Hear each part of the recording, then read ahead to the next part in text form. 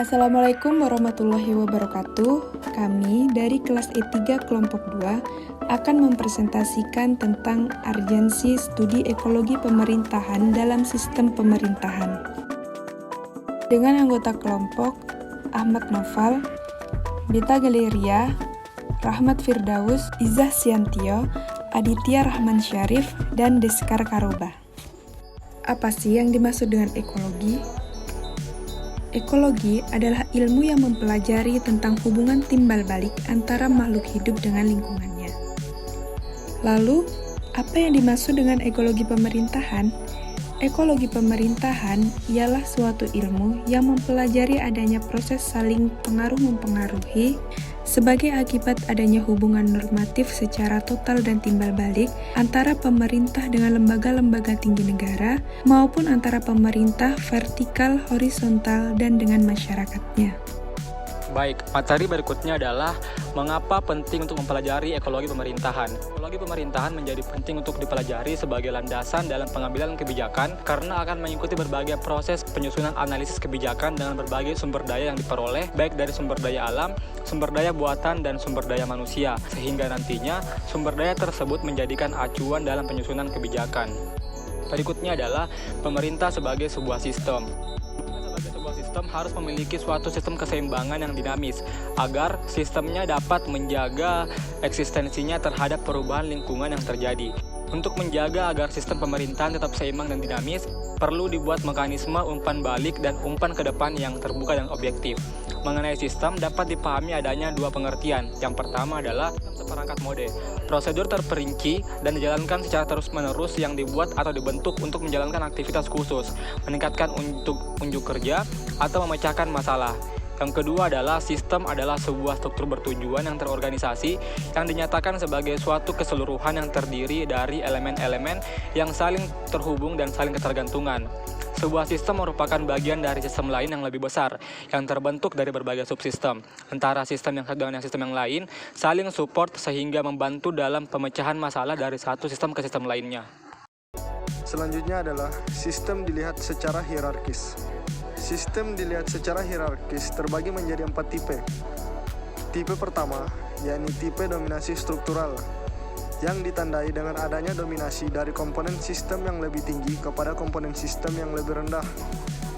Komponen sistem tertinggi berfokus pada kewenangan tertinggi. Dalam sistem pemerintahan, tipe ini dapat ditemukan pada organisasi negara dan organisasi militer. Tipe yang kedua ialah komponen-komponen yang tidak dapat diasumsikan. Tipe kedua, sebuah sistem dengan komponen-komponen yang tidak dapat diasumsikan secara penuh dihambat oleh unit-unit yang lebih tinggi, atau beberapa hierarkis pada berbagai aras tidak terhubungkan oleh rantai komando atau komunikasi.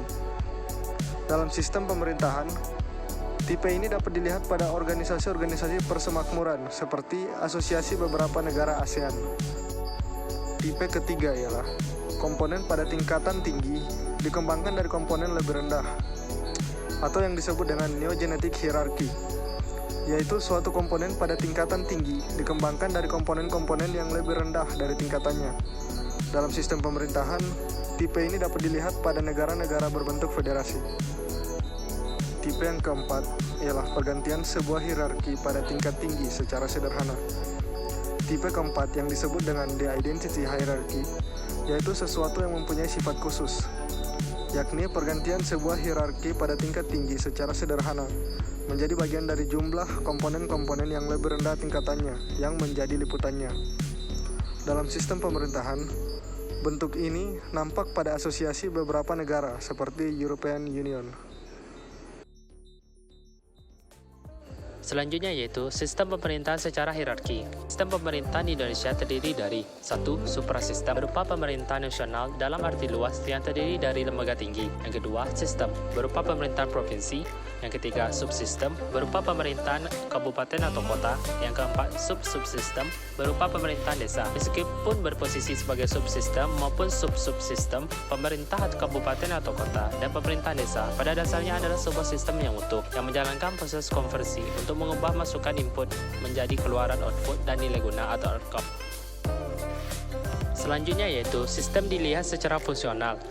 Komponen-komponen sistem jika dilihat secara fungsional meliputi A. Masukan atau input, B. Proses atau proses, C. Keluaran atau output, D. Nilai guna atau outcome, E. Dampak atau impact, F. Manfaat atau benefit, G. Umpan balik atau feedback, H. Umpan ke depan atau feed forward, I. Lingkungan atau environment. Sistem dilihat secara fungsional. Komponen sistem pemerintahan, yaitu yang pertama, masukan, yaitu berupa orang, barang, peraturan perundang-undangan, kebijakan, sistem, prosedur, metode, dan lain sebagainya. B. Proses, berupa pembuatan kebijakan, pembuatan perizinan, pembuatan layanan administrasi, penyediaan pelayanan dasar pendidikan, kesehatan, lapangan pekerjaan, dan lain sebagainya. C. Keluaran, output, yaitu berupa barang dan jasa publik seperti layanan pendidikan, layanan kesehatan, perizinan, administrasi, dan lain sebagainya. D. Nilai guna, outcome, yaitu nilai manfaat berbagai kebijakan publik yang dibuat oleh pemerintah maupun penyedia barang-barang publik bagi kepentingan masyarakat luas yang seharusnya digambarkan melalui tingkat kepuasan masyarakat. E.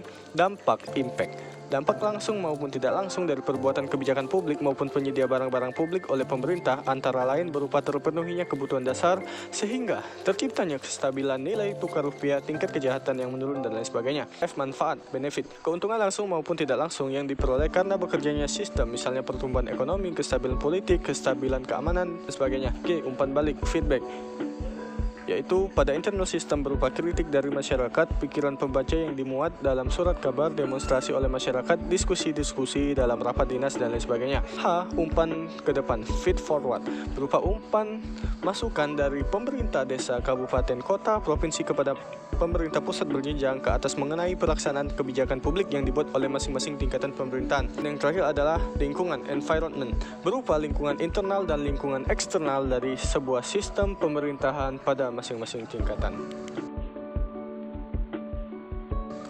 Slide selanjutnya adalah pengaruh lingkungan sosial terhadap ekologi pemerintahan. Yang pertama, pengaruh ideologi, pengaruh politik, pengaruh ekonomi, pengaruh sosial budaya, dan yang terakhir, pengaruh pertahanan dan keamanan. Sekian presentasi dari kelompok kami, semoga bermanfaat untuk kita semua. Wabillahi taufiq wal hidayah. Wassalamualaikum warahmatullahi wabarakatuh.